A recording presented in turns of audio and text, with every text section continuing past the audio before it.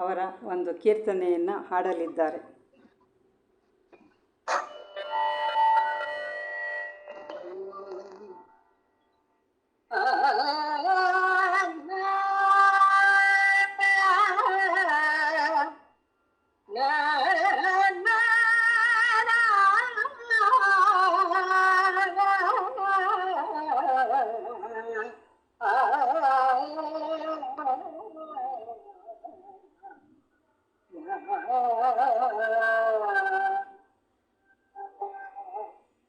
నీకిది తగునా ఓ కన్యకాంబ, నీకిది తగునా ఓ కన్యకాంబ, నమ్మిన వారికే ఇన్ని పరీక్షుల, నీకిది తగునా ఓ కన్యకాంబ, నమ్మిన వారికే ఇన్ని పరీక్షుల, నీకిది తగునా ఓ కన్యకాంబ, నమ్మిన వారికే ఇన్ని పరీక్షుల, నీకిది తగునా ఓ కన్యకాంబ.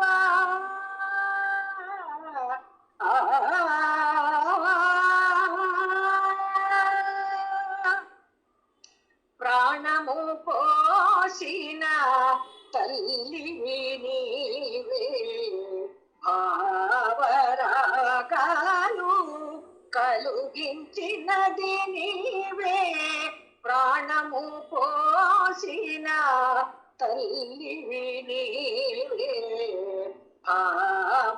భావరాగాలు కలుగించినది నీవే, ప్రాణము పోసిన తల్లివి నీవే,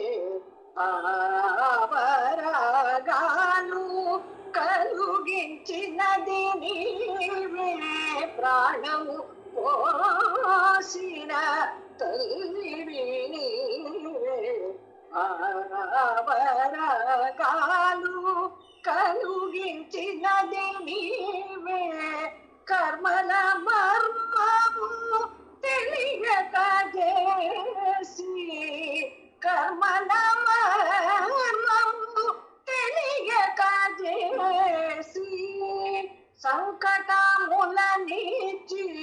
నన్ను శోధించుట, సంకటములనిచ్చి నన్ను శోధించుట, మా గమగమగ సని సదా నీ సగమగ సనిధా గసరిధా ని సని సగ సగ సగ మా గమ గమగ ని సని సగ సనిధ నీ గమగ సని తగునా ఓ కన్యకాంబ, నమ్మిన వారికే ఇన్ని పరీక్షుల, నీకిది తగునా.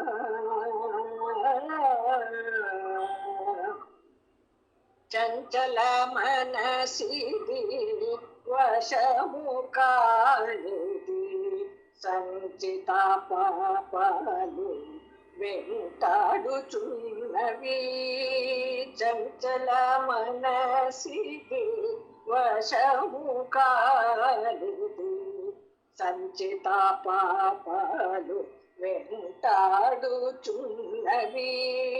చాలించు శోధన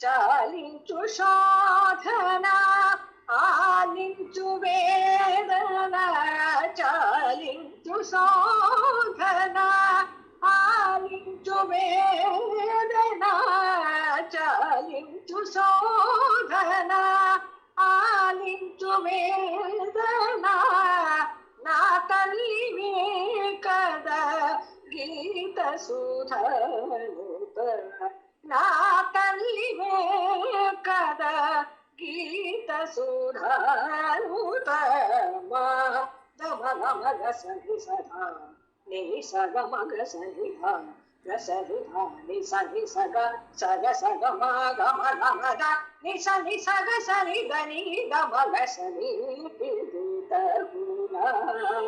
ಓ ಕನ್ಯಕಾಂಬ ನವೀನ ವಾರಿಕೆ ಇಂದಿ ಪರಿಚೂಲ ಓ ಕನ್ಯಕಾಂಬ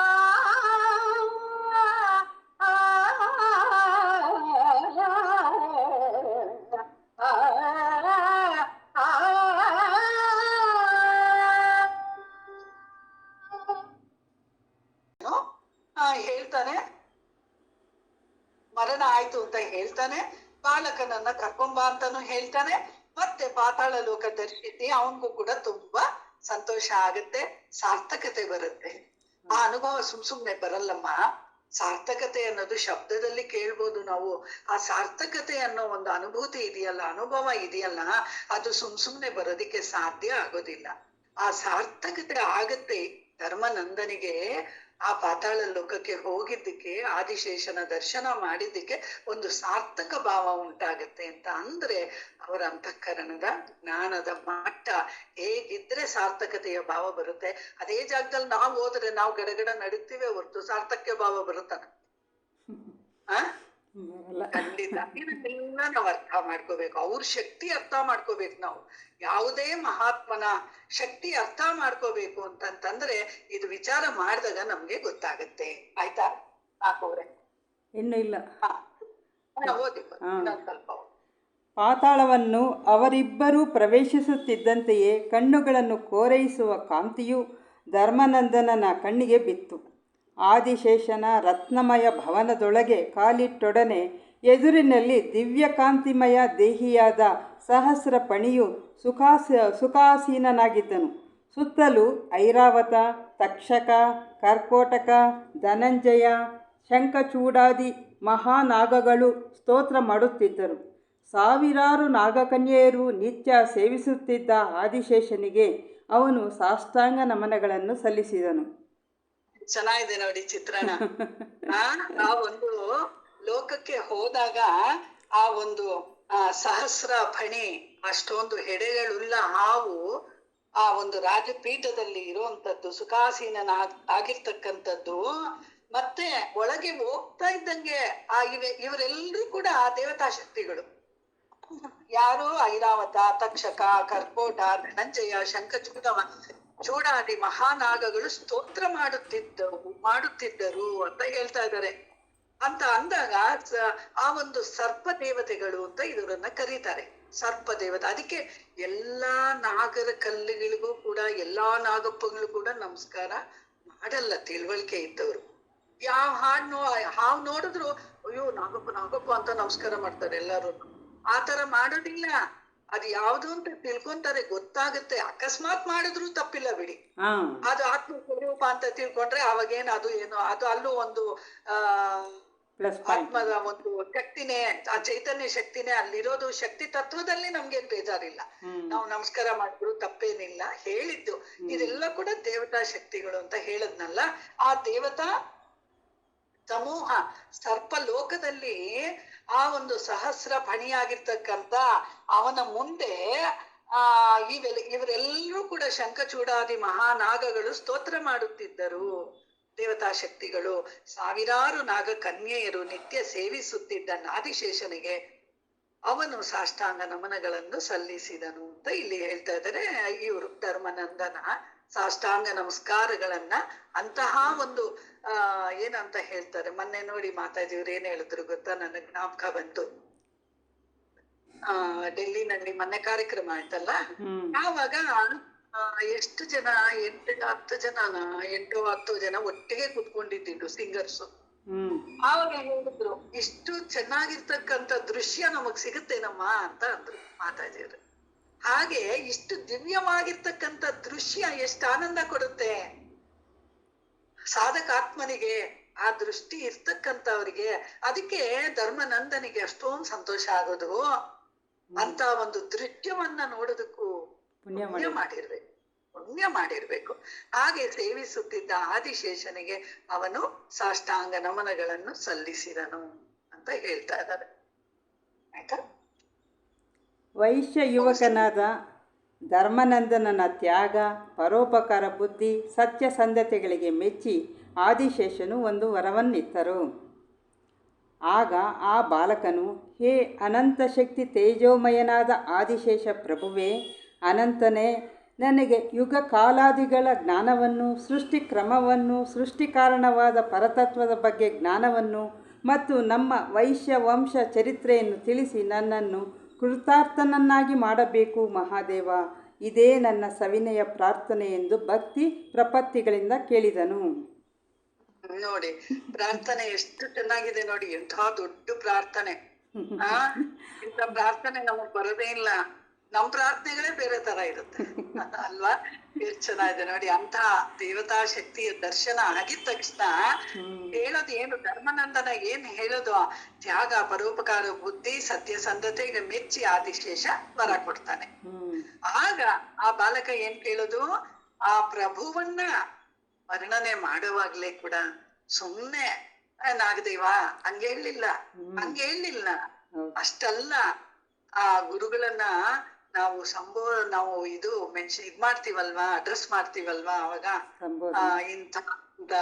ಇಂಥ ಗುರುಗಳು ಅಂತ ಹೇಳಿ ಮೊದ್ಲು ಒಂದ್ 4-5 ಏನಾದ್ರೂ ಚೆನ್ನಾಗಿರೋ ಶಬ್ದ ಪ್ರಯೋಗಗಳು ಮಾಡಿ, ಅಂತ ಗುರುಗಳು, ಜಗದ್ಗುರುಗಳು ಅಲ್ವಾ, ಯೋಗಿಗಳು, ಜ್ಞಾನಿಗಳು ಅಂತ ಅದಕ್ಕೆ ಮುಂಚೆ ನಾವು ಮಾತಾಡ್ತೀವಿ ನೋಡಿ.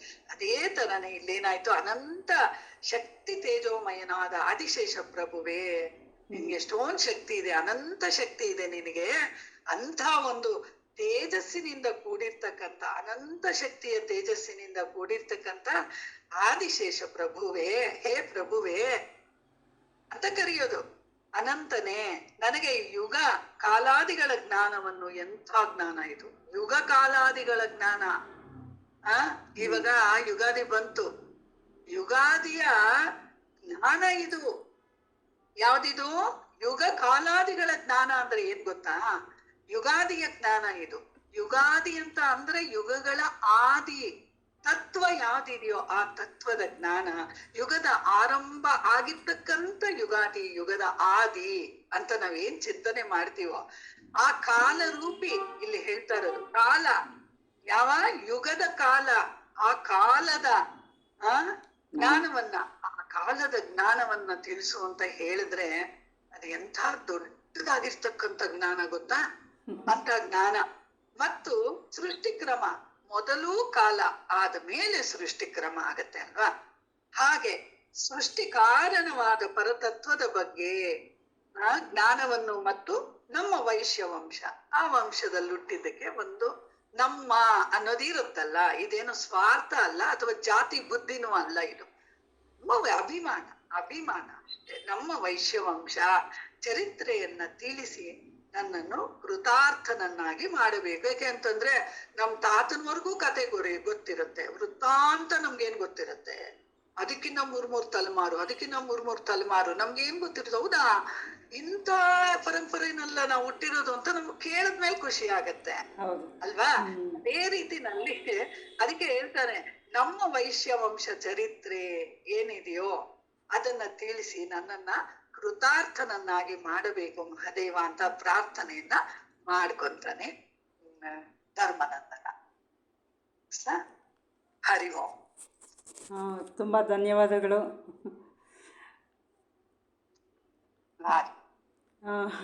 ಮುಂದಿನ ಕಾರ್ಯಕ್ರಮವನ್ನು ಸರ್ ಮುಂದೆ ಓದ್ತೀನಿ, ಇಲ್ಲ ಇದಕ್ಕೆ ಹೇಳ್ತೀರಾ ಸರ್? ನಂದೀಶ್ ಸರ್. ಇಲ್ಲ ಮೇಡಮ್ ಅವರು ಹೇಳಿದ್ದಾರೆ, ಚೆನ್ನಾಗಿ ಹೇಳಿದ್ದಾರೆ, ಮುಂದೆ ಓದಿ ಮೇಡಮ್. ಅಲ್ಲ, ಒಂದು ಸಲ ಇದಕ್ಕೆ ಬನ್ನಿ ಸರ್, ವಿಡಿಯೋಗೆ ಬನ್ನಿ ಸರ್. ಅದೇ ಒಂದ್ಸಲ ಅವ್ರ ನಮಸ್ಕಾರ ತಿಳಿಸ್ಬಿಟ್ಟು. ಕರುಣಾಳು. ನಮಸ್ಕಾರ ನಮಸ್ಕಾರ ನಮಸ್ಕಾರ ಸರ್. ನಮಸ್ಕಾರ. Okay sir.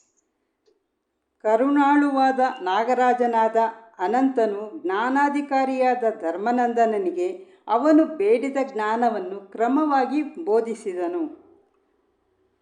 ಅನಂತನು ನೀಡಿದ ಜ್ಞಾನಜ್ಯೋತಿಯಿಂದ ಧರ್ಮನಂದನನು ತನ್ನ ಹೃದಯದಲ್ಲಿ ಅಸೀಮ ಪ್ರಕಾಶ, ತತ್ವ ಚಿಂತನ ಶಕ್ತಿ, ಧನ್ಯತಾ ಭಾವಗಳನ್ನು ಹೊಂದಿದನು.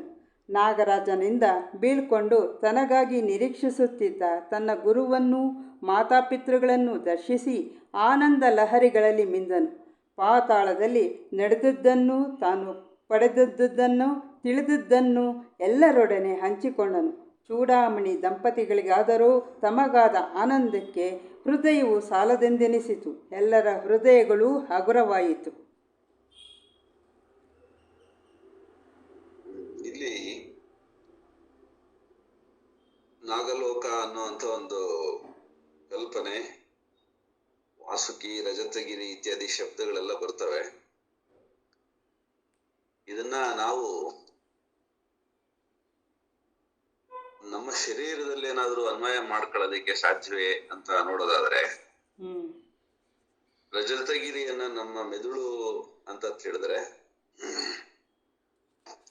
ಮೆದುಳು ಸಂಪೂರ್ಣವಾಗಿ ಏನು ಹಿಮದಿಂದ ಆವೃತವಾಗಿದೆಯೋ ಹಿಮಾಲಯ ಪರ್ವತ, ಹಾಗೇನೆ ಅತ್ಯಂತ ಸೂಕ್ಷ್ಮವಾದಂತಹ ದ್ರವ್ಯದಿಂದ ತಯಾರಾಗಿರುವಂತಹ ಒಂದು ಅದ್ಭುತವಾಗಿರುವಂತಹ ಅಂಗ.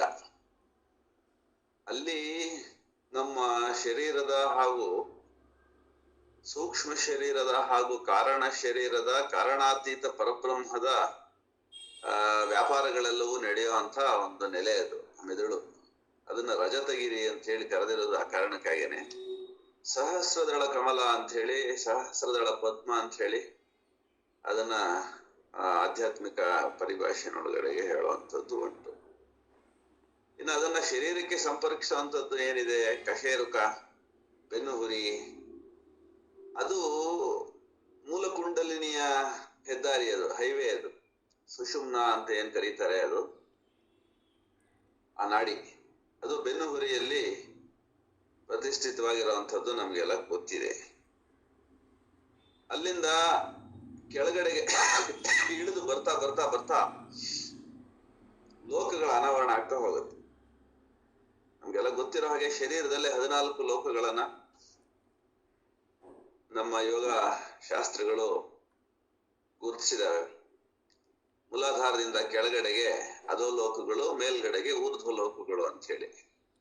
ಹಾಗಾಗಿ ನಮ್ಮ ಜೀವನ, ಮಾನವ ಜೀವನ ಅನ್ನೋದು ಮೂಲಾಧಾರದಿಂದ ಶುರುವಾದ್ರೆ ಸಹಸ್ರಾರದಳ ತಲುಪುವಂಥದ್ದೇ ಆಧ್ಯಾತ್ಮಿಕ ಯಾತ್ರೆ. ಅದಕ್ಕೆ ಕಾರಣ ಆಗಿರುವಂಥದ್ದೇ ಪ್ರಾಣದ ರೂಪದೊಳಗಡೆಗೆ, ನಮ್ಮೊಳಗಡೆಗೆ ಏರ್ತಕ್ಕಂಥ ಒಂದು ಪ್ರಾಣಶಕ್ತಿಯ ಆಯಾಮ, ಅಥವಾ ನಮ್ಮ ಪ್ರಾಣದ ಸಾಧನೆಯ ಮೂಲಕ ನಾವು ಮೇಲಕ್ಕೆ ಊರ್ಧ್ವ ಗತಿಯನ್ನ ಪಡಿತಕ್ಕಂಥ ಒಂದು ವಿನ್ಯಾಸ. ಈ ಹಿನ್ನೆಲೆಯಲ್ಲಿ ನಾವು ನಮ್ಮ ಶರೀರದಲ್ಲಿ ಈ ಪ್ರಾಣದ ಊರ್ಧ್ವಮುಖ ಚಲನೆಯನ್ನ ಕುಂಡಲಿನಿ ಜಾಗೃತಿ ಅಂತ ಹೇಳಿ ಏನ್ ಕರೀತಾರೆ, ಅದಕ್ಕೆ ಸಮೀಕರಿಸಬಹುದು. ಯಾರು ಸಾಧಕ ಇರ್ತಾನೆ ಅವನು ಮೂಲಾಧಾರದಿಂದ ಮೇಲಕ್ಕೆ ಹೊರಟಿರುವಂತವನಾಗಿರ್ತಾನೆ. ಮೂಲಾಧಾರ ಅನ್ನೋದು ಅನ್ನಮಯಕ್ಕೆ ಬಹಳ ಪ್ರಧಾನವಾಗಿ ಸಮೀಕರಿಸಿರುವಂತ ಒಂದು ಚಕ್ರ. ಸೊ ಅಲ್ಲಿ ಭೋಗದ ಒಂದು ನೆಲೆ ಅಂತ ಹೇಳಿ ನಾವು ಜೀವ ಅಲ್ಲಿ ಬಂದಿಯಾಗಿರುವಂಥದ್ದನ್ನ ಸಮೀಕರಿಸಿ ರಾಮಾಯಣದಲ್ಲಿ ಸೇತುಬಂಧ ಅಂತ ಹೇಳಿ ಆಂಜನೇಯನನ್ನ ರಾಮ ಅಲ್ಲಿಗೆ ಸೀತೆಯನ್ನ ಹುಡುಕಿ ಬರ್ಲಿಕ್ಕೆ ಕಳಿಸುವಂತ ಒಂದು ಘಟನೆ ಒಳಗಡೆಗೆ ನೋಡ್ಬೋದು. ಅಲ್ಲಿ ಆಂಜನೇಯ ಅಂದ್ರೆ ಪ್ರಾಣಶಕ್ತಿಯ ಪ್ರತೀಕ. ಸೋರಿ ಹೋಗ್ತಾ ಇರ್ತಕ್ಕಂಥ ಪ್ರಾಣಶಕ್ತಿಯನ್ನ ಯಾರು ನಿಯಂತ್ರಿಸ್ತಾರೋ ಅವರು ಮೂಲಾಧಾರವನ್ನ, ಮಣಿಪುರವನ್ನ, ಸ್ವಾಧಿಷ್ಠಾನವನ್ನ ನಿಯಂತ್ರಿಸಿ ನೇರವಾಗಿ ಸುಷುಮ್ನೆಯ ಮೂಲಕ ಆಜ್ಞಾ ಚಕ್ರಕ್ಕೆ ತಲುಪ್ತಕ್ಕಂಥ ಒಂದು ಸಾಧನೆಯನ್ನ ಮಾಡ್ತಾರೆ. ಅದನ್ನೇ ಊರ್ಧ್ವಮುಖ ಕುಂಡಲಿನಿ ಅಥವಾ ಉತ್ಸರ್ಪಿಣಿ ಅಂತ ಹೇಳಿ ಕರೀತಾರೆ. ಉತ್ ಅಂದ್ರೆ ಮೇಲಕ್ಕೆ, ಸರ್ಪಿಣಿ ಅಂದ್ರೆ ಪ್ರಾಣಶಕ್ತಿ ಅಥವಾ ಕುಂಡಲಿನಿ ಶಕ್ತಿ ಊರ್ಧ್ವಮುಖವಾಗಿ ಹರಿತಾ ಇದೆ, ಚಲಿಸ್ತಾ ಇದೆ, ಅವನು ಆಧ್ಯಾತ್ಮ ಸಾಧಕ ಅಂತ ಅರ್ಥ. ಅದು ಕುಂಡಲಿನಿ ಉಂಟು. ಅಲ್ಲಿಂದ ಕೆಳಗಡೆಗೆ ಇಳಿತಾ ಇದೆ ಅಂತ ಅಂದ್ರೆ ಭೋಗದಲ್ಲಿ ಅವನು ತಿರ್ಯಕ್ ಜೀವಿಯಾಗಿ ಹುಟ್ಟತಕ್ಕಂತ ಅತ್ಯಂತ ಇಂದ್ರಿಯ ಭೋಗದೊಳಗಡೆಗೆ, ಆ ಕರ್ಮದೊಳಗಡೆಗೆ ತೊಡಗಿದ್ದಾನೆ ಜೀವ ಅಂತ ಅರ್ಥ ಆಗುತ್ತೆ. ಇಲ್ಲಿ ಚವನ ಮಹರ್ಷಿ ಇರ್ಬೋದು, ಅಥವಾ ಇಲ್ಲಿ ಬರ್ತಕ್ಕಂಥ ಅಹಿಂಸಾ ಭಾವ ಇರ್ಬೋದು, ಸತ್ಯಸಂಧತೆ ಇರ್ಬೋದು, ಧರ್ಮನಂದನ ಇರ್ಬೋದು, ಇವೆಲ್ಲ ಕೇವಲ ವ್ಯಕ್ತಿ ರೂಪದ ಪಾತ್ರಗಳು ಅಂತ ನಾವೇನಾದ್ರೂ ಭಾವಿಸೋದಾದ್ರೆ, ಆ ಪಾತ್ರಗಳಲ್ಲಿ ಹರಿತಕ್ಕಂತ ದಿವ್ಯ ಶಕ್ತಿಗಳ ಆ ಒಂದು ಪ್ರವಾಹವನ್ನ ನಮ್ಮೊಳಗಡೆಗೆ ಹರಿಸ್ತಕ್ಕಂತ ಸಾಧ್ಯತೆ ಹೊಂದಿದೆ ಅಂತಾನು ಕೂಡ ನಾವು ಹೇಳ್ಬೇಕಾಗುತ್ತೆ.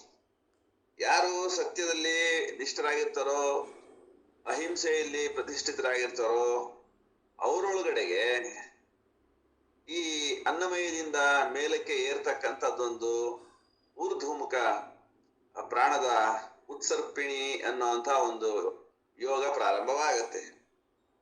ಅಲ್ಲಿಂದ ಕೆಳಗಡೆಗೆ ಹರಿತಕ್ಕಂಥ ಪ್ರಾಣಶಕ್ತಿಗಳೆಲ್ಲವೂ ಕಾಮದ, ಮೈವಾಸನೆಯ, ಭೋಗದ, ಪ್ರಾಪಂಚಿಕದ ಬದುಕಿಗೆ ಜೀವನನ್ನ ನಿಯಂತ್ರಿಸ್ತವೆ, ಕಟ್ಟಿ ಹಾಕ್ತವೆ. ಇಲ್ಲಿ ಅದನ್ನೇ ಹೇಳ್ತಾ ಇದ್ದಾರೆ ಅಂತ ನನಗೆ ಅನಿಸ್ತದೆ. ಯಾರು ಊರ್ಧ್ವಮುಖವಾಗಿ ಅಂದ್ರೆ ಆಜ್ಞಾಚಕ್ರದಿಂದ ಮೇಲಕ್ಕಿರೋ ಸಹಸ್ರಾರದ ಕಡೆಗೆ ತಮ್ಮ ಸಾಧನೆಯ ಅದು ಗಮನವನ್ನ ಅಥವಾ ಪರಿಕ್ರಮವನ್ನ ಸಾಧನೆ ಒಳಗಡೆ ಇಟ್ಕೊಂಡಿರ್ತಾರೋ ಅವ್ರು ಮಾತ್ರ ಈ ಎಲ್ಲ ಒಂದು ಪ್ಯಾರಾಗಳಲ್ಲಿ ವರ್ಣಿಸಿರುವಂತ ಆಧ್ಯಾತ್ಮಿಕ ಅಥವಾ ಯೌಗಿಕವಾದಂತ ಅನುಭೂತಿಯನ್ನ ಹೊಂದಬಲ್ಲರು ಅಂತ ನನಗೆ ಅನ್ನಿಸ್ತದೆ. ಇಲ್ಲಿ ಅದನ್ನೇ ಹೇಳ್ತಾ ಇದ್ದಾರೆ, ಯಾರು ತ್ಯಾಗ, ಪರೋಪಕಾರ, ಸತ್ಯಸಂಧತೆ ಇತ್ಯಾದಿ ವಿಶೇಷವಾದ ಗುಣಗಳನ್ನ ಆರೋಪಿಸಿಕೊಂಡು ಜೀವನವನ್ನ ಜೀವಿಸ್ಲಿಕ್ಕೆ ಸಂಕಲ್ಪಿಸ್ತಾರೋ ಅವ್ರಿಗೆ ಅತ್ಯಂತ ಶಕ್ತಿ, ತೇಜಸ್ಸು, ಓಜಸ್ಸು ಮತ್ತು ಜ್ಞಾನ, ಪ್ರಕಾಶ, ಆನಂದ ಇತ್ಯಾದಿ ಫಲರೂಪದೊಳಗಡೆಗೆ ಕೊಡಲ್ಪಡ್ತವೆ.